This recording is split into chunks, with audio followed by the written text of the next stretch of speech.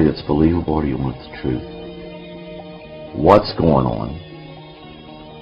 How much does our government know? And when did they know it? You were the interface between the government, or the military, and alien visitors. Would that be correct? That'd be correct. There's a price to pay when you start talking. And I don't want to go into that too much because when you start reliving it, okay? I see. You have no idea what I'm seeing in my mind right now just talking about the tip of the iceberg. 2 or 3 times I got out of the UFO field. But you want to tell you a little secret? You can't.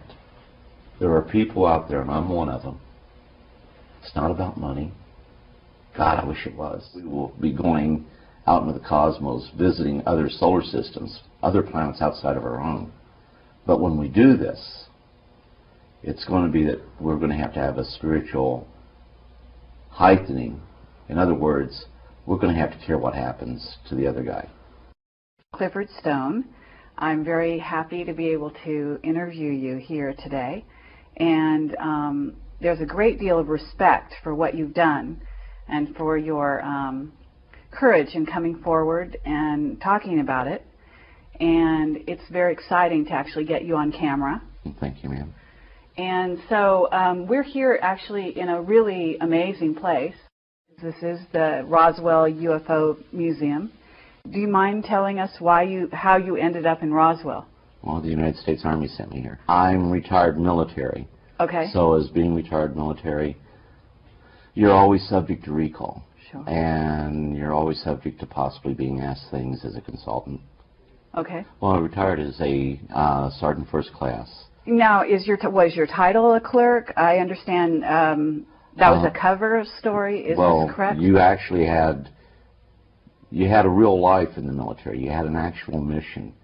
The only time that this other stuff came into play is when they had a UFO incident that was to occur, and you were in the immediate area of that. And I can tell you in '65 in Vietnam, there was a base camp there trying to open fire on a UFO. At the very minute they tried to do that, none of their weapons worked. All the electricity went out, and remained so until after the UFO left. And I can tell you, from being in Vietnam for 4 years, and yes, it was 4 years, records reflect, I think, 37 months. But you add up the time of TDY that I was over there, it's right at 4 years. TDY being temporary duty. Not having power on anything is very, very scary, and those are very, very tense moments. As a communicator, you were called out just in terms of your military life. From what age did you start working in this capacity, would you say? It was probably about the age of 19 or 20. Okay. When it comes to people who do interfacing, there's no school for that. There are things that have went on in your life. When I got out, there were 7 people that was still in the military that did interfacing. Only 7. And that was military-wide. And I was put into an incident where we had a situation that we weren't told exactly where it was, but I know we landed at Benoit. Because when I went back there and was assigned, that's where we landed. Benoit? That's in Vietnam. Oh. And I know it was Benoit because it was the same when I went back. Now this was an incident that occurred. Was it a crash? Or was it a visit? We saw the entities. Okay. And this involved with us going in to try to extract an aircraft. And we did. We cut it up in, I think, about 7 pieces. Okay, was it one of theirs? No. This was a B-52. Okay, so... That didn't crash normal. Is this a time travel experiment? No. This was a craft that was shot down. Everybody was dead on board the B-52. Shot down by the visitors? Well, they were on a bombing mission over...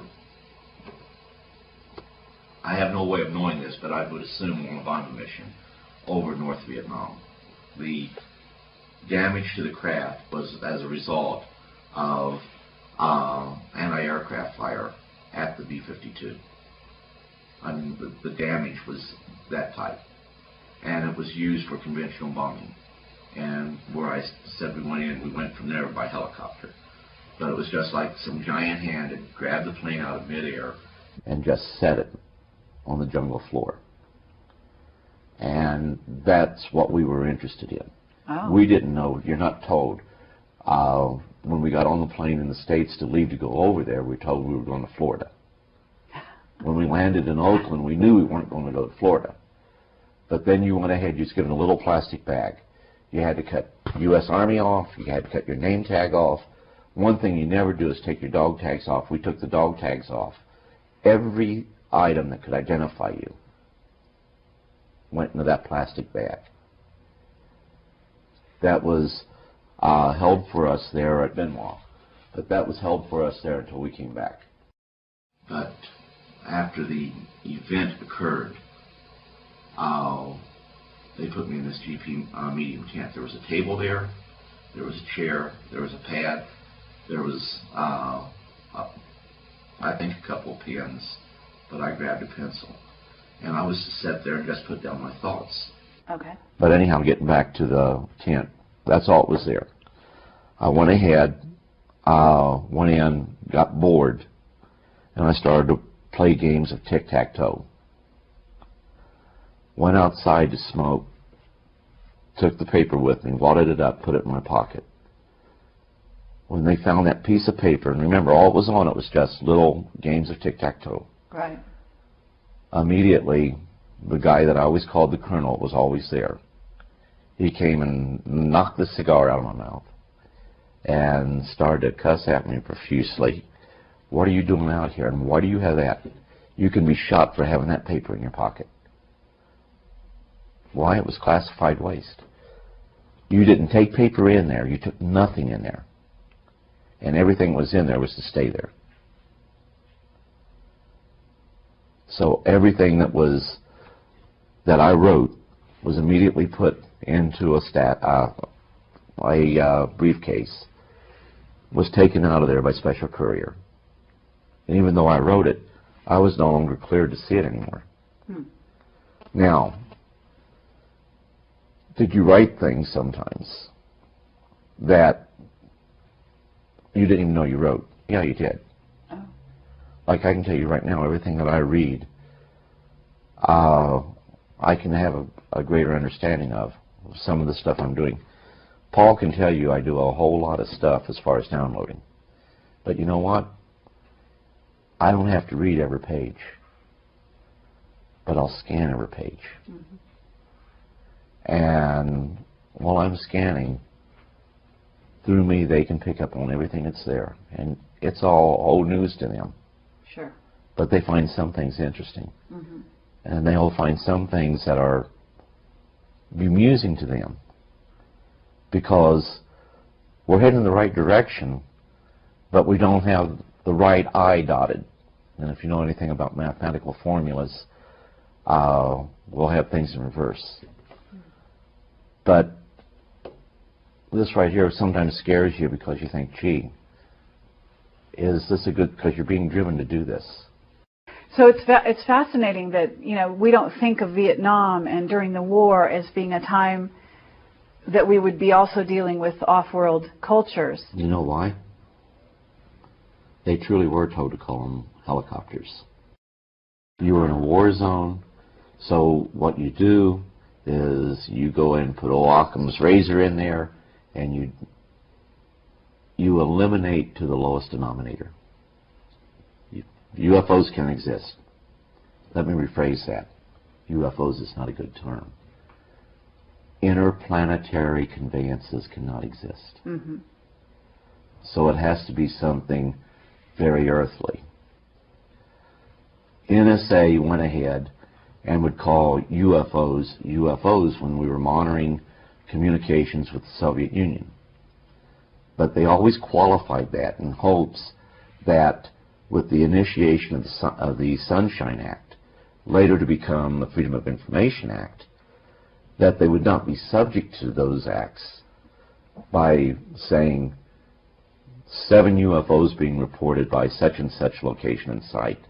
But when they'd say 7 UFOs, in parentheses, they would put probably balloons. Disregard the fact that in the one document I'm talking about, 7 UFOs traveling at 1,700 miles an hour. Balloons can't do that. Right. I always got bemused at that because even as a kid, I'd get bemused when people would say, I don't believe in ghosts. However, this happened. Sure. To tell a perfectly good ghost story.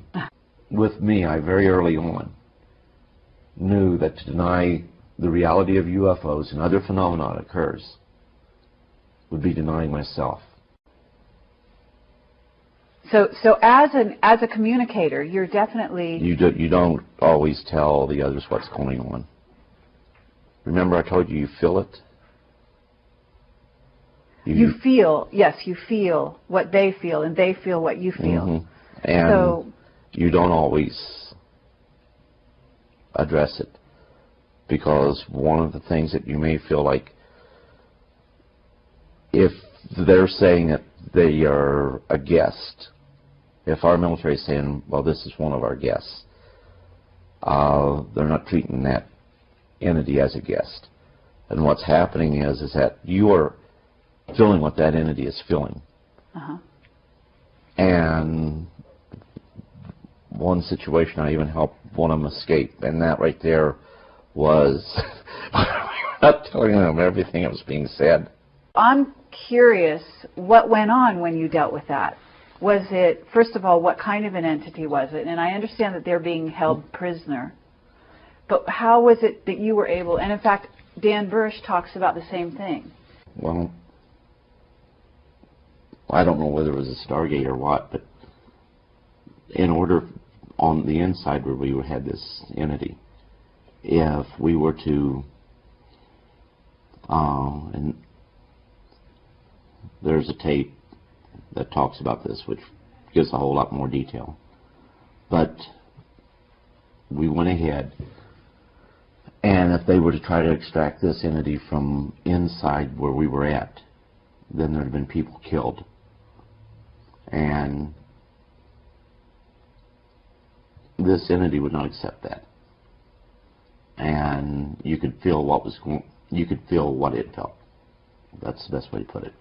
And I'm trying to tell this without going into any real certain details.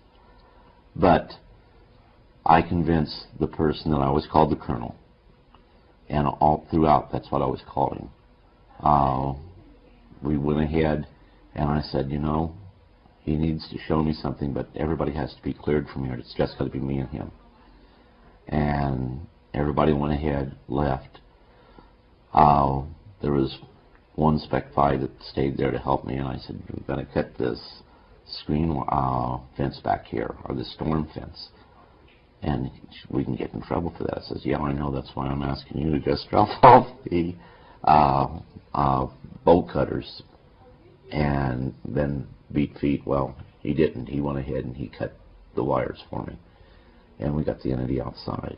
By the time they found out that we had the entity outside the perimeter, they went ahead and was very upset, and now they were even to the point where they even tried to shoot the entity. But the entity was now in a position where it was a bright, bright, bright light that came down, and I didn't even get to see the craft. And maybe it was because I just wasn't looking. But all of a sudden, this entity was there, then it wasn't. Mm. Then, of course, the guy I was called the Colonel, he went ahead and told me, well, I'd be court-martialed, and well, we're going to overlook it this time, but don't let that happen again. And, of course, I was chastising him. If they're supposed to be our guests, why were we treating them cruel and treating them as prisoners? As a matter of fact, even worse than prisoners. Mm-hmm. I have never seen either movie of the Manchurian Candidate. Okay. And the one thing that we had identified by the time I got out, 57 different species. And they were affectionately called the Heinz 57. I understand there's some phrase in one of those movies about that. Mm-hmm. Gee, I'd love to say there's only 2 or 3 races, or only 4 or 5, or even 1. I'd love to say that. But with what I know, if I change anything that I do know, then it's not reality. It's just going ahead saying things that people want to hear. Uh-huh. Well, why would you say you would want to say there was only one or two? Oh, well, some people, well, we could find your story more believable if you could say. I see. And, gee, can't this entity be gray because it'd be more believable? Uh-huh. What do you want, a story that's believable, or do you want the truth? Mm-hmm. Now, the truth may not fit what you believe, but it's the truth as I know it. And with it being the truth as I know it, that's all I can tell. So have you ever, I'm going to assume they must photograph these beings, right? There's photographs. Okay. And what about you? Do you ever draw them? Do you have drawings of them? Yeah, I got some drawings. And have you distributed? No. Are you able, at liberty, to give them out at all? Or show them? Some I have and some I haven't. Uh-huh. And are you familiar with underground bases? And the technology that goes along with it. Okay. And so I'm going to assume you've been to underground bases yourself. Not by choice. Not by choice. That's believable. But have you also seen, say, reptilians, what's called, in the UFO community, Subspecies reptilians? that you call reptilian, yes. Mm-hmm. And are you able to communicate with them telepathically? They can communicate with you. Okay. It's hard to explain. You can't keep secrets. Sure. And the other thing I'd remind everyone is the program is geared and set up to where you only know what you have a need to know. And a lot of times you know more than what you're supposed to know. Mm-hmm. But you don't know everything. Sure. And I reiterate, anybody that tells you that they know everything is a liar. It's not true. Do you have any special alien friends that have remained with you throughout, that are with you today, communicating? I mentioned one. I'm sorry? I mentioned one. One. Okay, that would be Corona? Correct. Okay.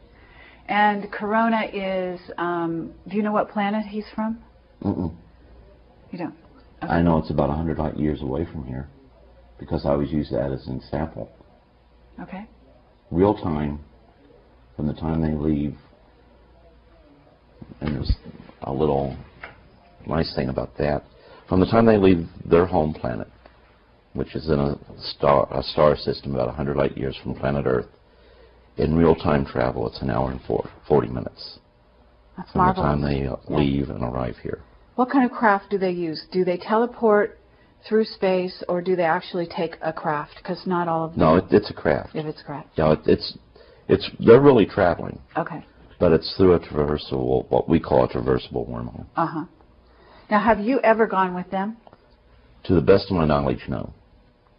And the reason I state that, I can remember seeing the stars, that I've never seen them like that anywhere on Earth. But to the best of my knowledge, no. So you don't have conscious memory, is what you mean? Right. Of these incidents. But you could have. Oh, well, there's been some things really scary that's happened in my life. I mean, you feel it. You actually feel the fear before you actually see the entity. Mm-hmm. And so a person like you, we would think that you would not be afraid because you are so conscious of your interaction with these beings that I'm surprised to hear you say that you're actually afraid. Are you afraid to this day, or are you talking when I have past these tense? incidences happen, yeah, you still have that fear. I mean, that fear is there. Okay. Even more so because you can feel the fear they have. Okay. We're a very dangerous species. Sure. So you better believe if they fall into our hands, there is that fear. Okay. So, and this is part of the reason why I'm going to assume they approach you as a communicator or interfacer, as you call it, right? Well, they're very concerned about our well-being. Mm-hmm. And a lot of people say that can't be so. Yeah, they are. We've done terrible things to ourselves. And they know this. Mm-hmm. And they're trying to understand certain things about us. And I think at the same time they're exchanging information, saying, hey, here's what you've done to yourself. I think that ties in a lot with some of the abductions that have taken place, I think it ties in with some of the cattle mutilations that have taken place. And I think it ties in with some of the people absolutely disappearing off the face of the earth. Okay, so there are people that are disappearing on a regular basis, right? Oh, yes. And they're going to other planets, they're going to off-world bases, I'm assuming? I don't have the answer to that. Okay. Now, if you're asking me if I could have left here, possibly. But, like I say, there's a purpose. And I don't know what that purpose is. Is your mission to make people aware not only of the other entities out there and other, races and so on, but is it also to perhaps prepare or to warn of some event? Because you seem to be alluding to some event that you don't even know about. As 2 points far out, they're becoming closer and closer together. To eventually, and we ultimately know it's going to happen, contact's going to be made. The NASA Department of Astrobiology held a conference in 2000. Forget the Brookings Institute report. This report came out and said, we don't really know what world reaction would be. It's a small report. How many people have read that report? How many people even know about it? When we say that we can accept the reality of visitors being here, we mean us ourselves. But even when we can accept that, how many of us are really ready for that face-to-face confrontation?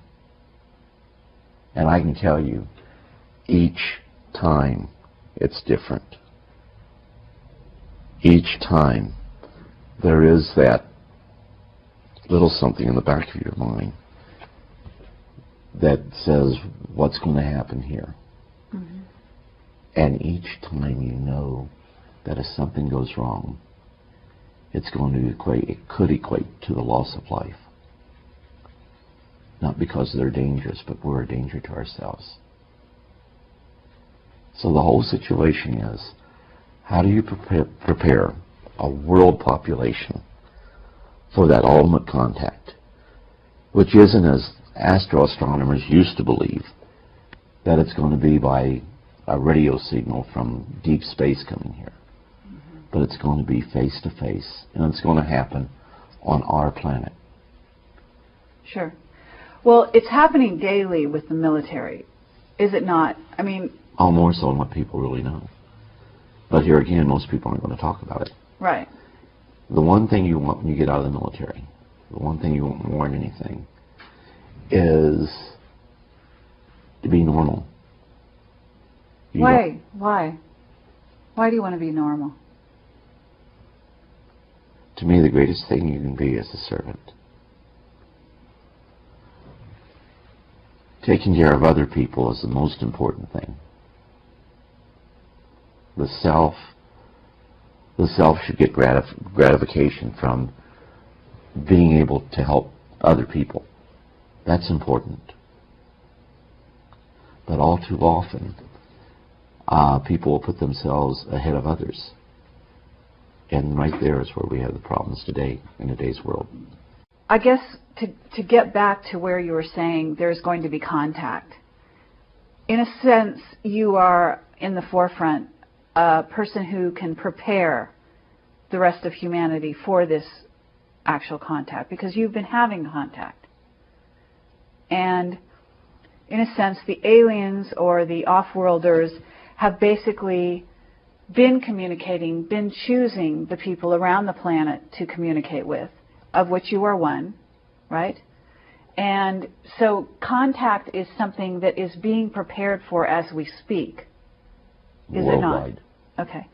And are you thinking, a lot of people like to say, it's going to happen for the world to see, aliens are going to land on the White House lawn, something of this nature. No.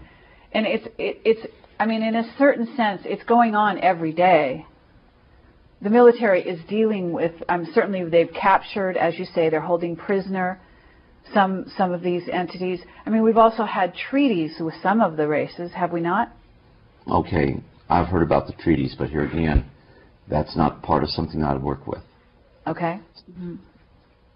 Well, I'll tell you this, I think by 2016 that something better have happened, because of 2016 I think we're going to have to announce to the world that there's a probe that comes very close to the Earth every 15, 20 years. We've been calling it an asteroid. It's not an asteroid, but it actually in reality is an artificial probe.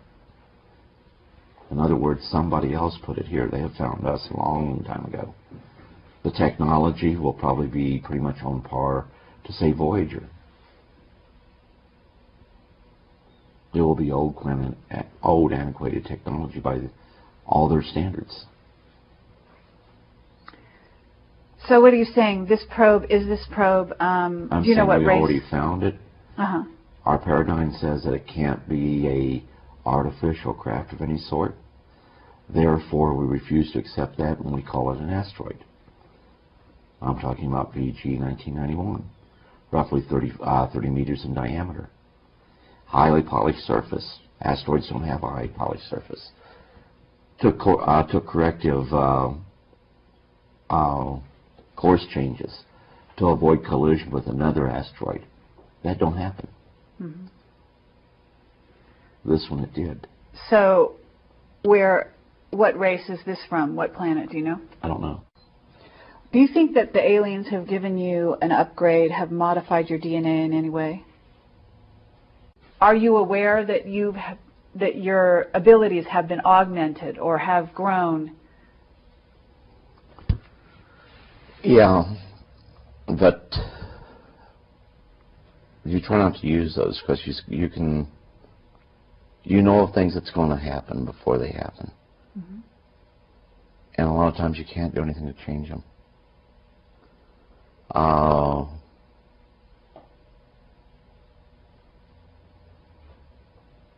Like I knew that, didn't know who, but I knew one of my kids was going to get killed on a motorcycle. And that's hard. I mean, before my son was killed, on the Wednesday prior to that, I knew that he parked the motorcycle in the back of the car. I knew I could go ahead, back up over it, and run over it a couple of times. But I also knew that the family would not understand that I did that to stop what was, let me rephrase that, as an attempt to stop what I knew was going to happen. So you're a precog. I mean, this is what they call a precog. You knew in the future before it happened, and that you were not able to necessarily change it or stop it. But there's a reason why things happen. I mean, you must agree. Oh, yeah. So, in a sense, that must be a peace for you, because it's not just that you know, but also souls know what might happen. Souls are aware. In other words, we're all aware when we're going to die. We may not know it consciously, but we do know, right?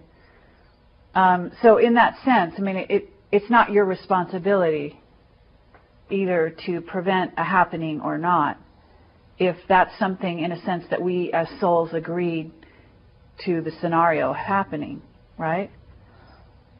Well, like I say, with them, they can even communicate with what we call the other side. But even at that, given their advanced technology, there are still forbidden questions. Okay. I'm trying to avoid saying something here. Let's just say that with the death of my son, they helped me visit with him one time. Sure. And like I told you, there's questions unless you ever ask. It was, I knew if I go back 15 minutes, I knew where he was, all those locations. If I could go back 15 minutes, I could stop the accident from happening. All I had to do was delay his movement anywhere along that 15 minutes for just a minute or so, and I would alter the outcome. But But once again, set break off. Here's our reality. Here you created that other parallel. And for some odd reason, it's not good to create that out of the parallel. And they know this. And also, it was pointed out that you cannot escape the reality of this time continuum that we find ourselves, because his death is reality to me in this time frame I find myself. The Second World War happened. I must return to the point from which I depart within that space-time. I'm not going to remain in the other one. And a lot of people, like they said the other night, you'd stay there. No, because it was pointed out to me quite clear. And I can't explain this. I couldn't go and debate it scientifically. But it's a natural barrier, which is why when time travel, when we discover it in our future, we're not going to find evidence of it being left any place along the line because of that natural barrier. We may even see them. We may sense them. We may even be able to interact to a degree, but nothing associated with the future tied with the day we discover time travel is going to be left in any altered reality. They say, okay, time travel hasn't happened yet because we would have evidence of it. There won't be any evidence left. And there's a natural barrier there. The whole situation is we are a part of something greater, more vast, and we're on an adventure. And we're part of that adventure. And we all play certain parts into that. But just like when you brought it up about they are us, and I said, he's heard me say this, which is probably he got a grin on his face when you said that.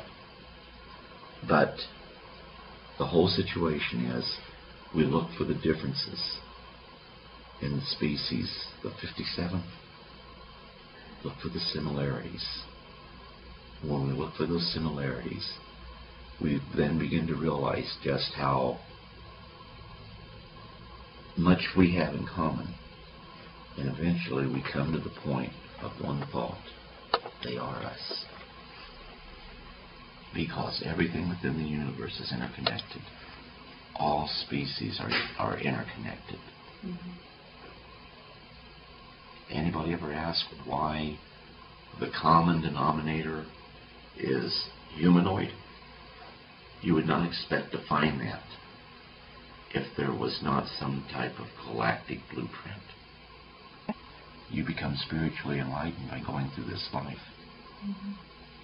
Even those that we say are insane, on the other side they're not insane. Maybe we could find out a little bit about the types of visitors that you've dealt with. Do you see them physically, or do you are you actually sort of in an altered state, or are you able to see them in your mind? And do you communicate with them telepathically? Well, there's physical as you and I. Okay. And yes, it would be telepathic. Some could talk just like you and I. Okay. But you'll have a lot that they won't do that, and they'll just want to communicate with you. But there's one thing we have to keep in mind. This is what a lot of people overlook, and that's why it gets to be so hard to talk about. You're not just talking to them. They know, and they feel everything that you know and you feel. You go in, you feel what they feel. And see, some of these, we weren't real good guys. We use the term visitor, Sure. but they're treated like prisoners. I understand. And there is no law under protection to protect them. Dan Burrish has talked about this as well. In 1960, and I can provide you with the document, we have put together and formulated, NASA did, a book that they call Outer Space Law. It would not be until the 1970s that the question of the legal rights of an sentient being, not of this world, even came into play. And you know what those rights are? There aren't any. Still, to this day, you're saying? No more than what the rights would... A lab animal would have more rights than one of our visitors, and yet they are vastly superior to us in intellect, and even in spirituality. They would permit themselves to be killed. Many of them would. Many of the species. Other than to do something that would cause us to get injured or killed. And forgive me, but this is what I'm trying to avoid. I understand. Well, okay, so they, in a certain sense, would sacrifice themselves because they have a deeper understanding of what's really going on than we do. Absolutely. Okay.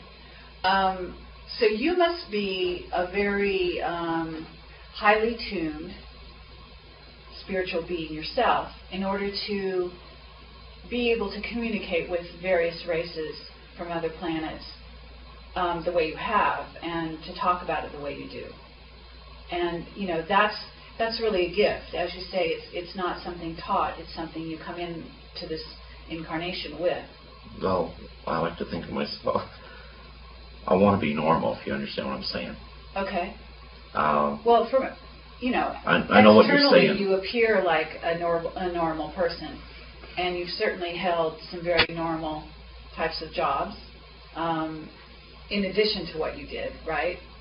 But you're also ultra normal, or you actually have used some of the parts of humanity that are good parts that are not used by the average man. Is that right? Well, I hope so. Okay, so that's a beautiful thing, and we're really happy to meet someone in person who's been doing this. Well, with me, I think the one thing. Let me see if I can say this and get it through real quick. When I was young, I played with children that other people couldn't see. To me, this was perfectly normal. And I knew about the imaginary friends and things of this sort, but this was different. And it was perfectly normal. They had even helped me with my homework. And this was perfectly normal. Now, no one else could see these people. And, of course, I couldn't understand that. But, of course, they would tell me, they haven't been selected. They can't see us. Sure. Because I was trying to tell other people they were there. The one thing I could not do is that in being normal, I thought other people had these same experiences. As a child, not realizing that wasn't the case. That was part of my environment. That was part of my reality. These were things that was happening to me. But I felt everyone had these experiences. But when I found out and it came to me that, people were calling you crazy and you were different, it would have been real easy to be normal and say, the joke's on you, and deny what was happening. Sure. I cannot explain why I couldn't do that, but I could not do that. Okay. And everything was, going on. Nothing out of the real ordinary happened until I always cared about animals, and if I found one injured, I would always try to nurse it back to health. As a child, I did not understand that if you had a cut, my mom would always hold my hand under the water or something like that to wash it off. Well, I found this little bird. It fell out of the nest. And I went and got that little... I'm trying to tell this without I went and got that little bird, and I held it under the faucet, not realizing that I was going to drown it doing that. The intent was to help it. I probably cried for over a week over killing that little bird. Immediately, for the first time ever, what I was calling children, I got to see how they really looked. And this one particular entity was, I always knew as Corona. I was told, I'm Corona, and that's with a K. Okay. At the time, I didn't even know how to spell Corona. And what kind of race, what would you term him? What kind of being? Well, people would love for me to say that he was gray, but he wasn't. He was green. And I mean, like a pastel green. But immediately he wanted to know, why did I feel what I was feeling? Okay. This was unusual. And immediately it was, why did I feel what I was feeling, but he could feel? Because he was more like a monitor with me. And so he has a natural empathic quality and abilities, and it appears so did you. So it went both ways. If the telepathy goes both ways. I'll carry it even a step further. We see our visitors as cartoon characters. They have cultures, they have societies, they have families, they have loves, they have dislikes, they have likes. They can feel pain, and they can feel fear. So this was maybe your first, introduction into that world in a more personal way, right? It was the first glimpse, a shock, that these things go on, but not everyone shares in them. And so you never felt so alone. I can remember breaking down and crying, begging my mom and dad to take me to see a doctor, because I knew the doctor could make the monsters go away. I'm wondering if someone like you, one of 7, who is able to communicate with aliens, wasn't taken to a base on the moon or a base on Mars. Now, whether or not you remember it, because I don't know if they use techniques to have you forget certain parts of your experience. There are things that I have no idea of could have happened here on planet Earth that I have very vivid memories of, that I don't see. For example, have you ever heard of a coffee cup that's small, that you put coffee in it, and the coffee jar or whatever, it's not a percolator, golden color, cups were golden color, but you put the coffee in there and you can drink it, then it fills right back up. Now you see what I'm saying, and now you understand why I'm hesitant to talk too much about stuff like that. Okay. So that's really amazing. You have to admit, from the point of view of people that haven't gone to the moon and in a sense, or Mars. Here you are sitting talking to us, and yet you may have had experiences that are so far beyond our everyday experience on this planet. And you must be, there must be a level at which you would love to share those experiences. Oh, yeah. And sometimes I make mistakes, and I've let people see some things that I shouldn't have let them see. Because this is a part of something that is in my life that is I'm to do something with. Sure. And I don't understand that. I don't know what it is. That's amazing, because you've worked with this world since the 60s, so you're talking about 40-odd years, and you're still wondering what it is it's all about for you in terms of your destiny, in terms of what it is you're here to do in the future, I guess. Am I understanding you? There's something that is going to happen, and there is something that we're to be a part of. And I don't know what that is. You were starting in, like you said, the 1960s as an interfacer. Late 1960s. Okay. And I'm going to assume clear up to today, because you don't lose the skill. And if you're one of 7, you know, every once in a while they got to come knocking on your door. Well, they check on you from time to time. Okay. Visitors out there, different communities, they certainly know how to find you, where you are at any given time, and how to, as you say, see what it is you're going through. For example, they could be seeing this going on right now. They could even have said to you, you know, go ahead with this because this is a good thing, right? So in a sense, you're talking about your destiny, meaning it's not about money. It's not even really a job in the formal sense of the word, right? It's a mission, but it's an earthly mission, in a sense, that you have. Yeah, I would go along with that you're being driven to do something. You don't have to fully understand it, but it's something you have to do. Mm-hmm. And the other scary aspect about it, you know, you don't know why and you don't know what, but it's coming to an apex. That what you're doing, you're fighting the clock. Okay, is the clock 2012? Is that the clock you're looking at? I don't know. You don't know? And a lot of people say, gee, if you work with this, you have all the answers. You don't have all the answers. Mm-hmm. And he who comes up and tells you they have all the answers is not being truthful with you. Sure. You don't know what it is. Why would one want to go ahead, be in this field, subject themselves to ridicule? And there are family problems. The situation is my family don't understand this.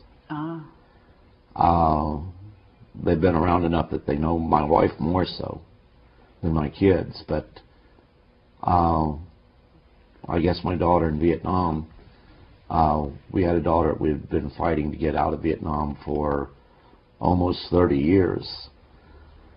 Anyhow, when she came over, well, of course she had her own family with her.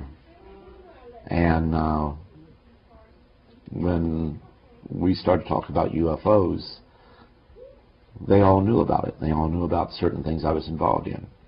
And it was the government of Vietnam that told them. Which kind of shocked me. And right now there is a tremendous interest among a lot of the people in Vietnam about UFOs. Oh, really? One of the first things that happened in Vietnam was, and they call me by my proper name. Most people call me Stoney or Cliff. And we shot at these guys. And I was the first one to pull the trigger. And it was, Clifford, what are you doing here? You're not supposed to be here. And I was in the military and we were on a mission. But the strange thing is that, what was he trying to say? That I wasn't supposed to be in the military? Now remember, the military is here on Earth, that's man's. Sure. Our visitors, what did they plan for me to do? Well, can you answer your question? I mean... I have no answers. I have more questions than you have about myself. 2 or 3 times I got out of the UFO field. But you won't tell you a little secret?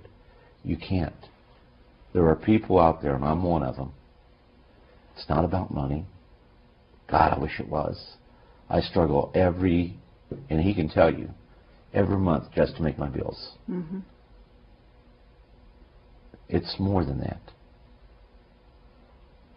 But the hardest thing to do right now is to make people think for themselves and to read.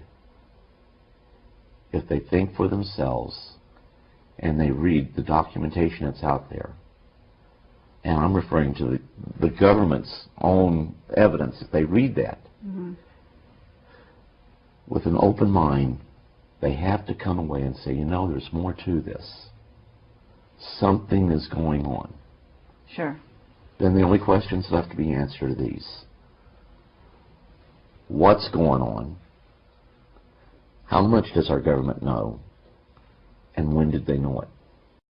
Okay, well, we want to thank you for your courage and for your integrity and for your spiritual development or awareness that makes you able to communicate with these off-worlders at a time when few on the planet are able to do so consciously. There were times that we were just minutes away from going to a nuclear exchange because of UFO sightings. Sure. Thanks to the hotline that was set up, which the American people were truthfully told. This was to ensure that there wasn't a nuclear war started by accident due to false returns. And, of course, everybody had war scares. UFOs were a reality. UFOs existed. They were being reported. They were being picked up on radar. Mm-hmm. You had both radar and radar visuals that was taking place. You had fighters trying to intercept them. So in order to reassure one another that we're not doing this, and it should have been commonplace that if we had this technology, or if they had that technology, there was nothing the other side could do anyhow. We had missiles that would be knocked out, not destroyed, but made incapable of firing. Mm-hmm. We had fighter aircraft that would fire on UFOs and their weapons wouldn't work.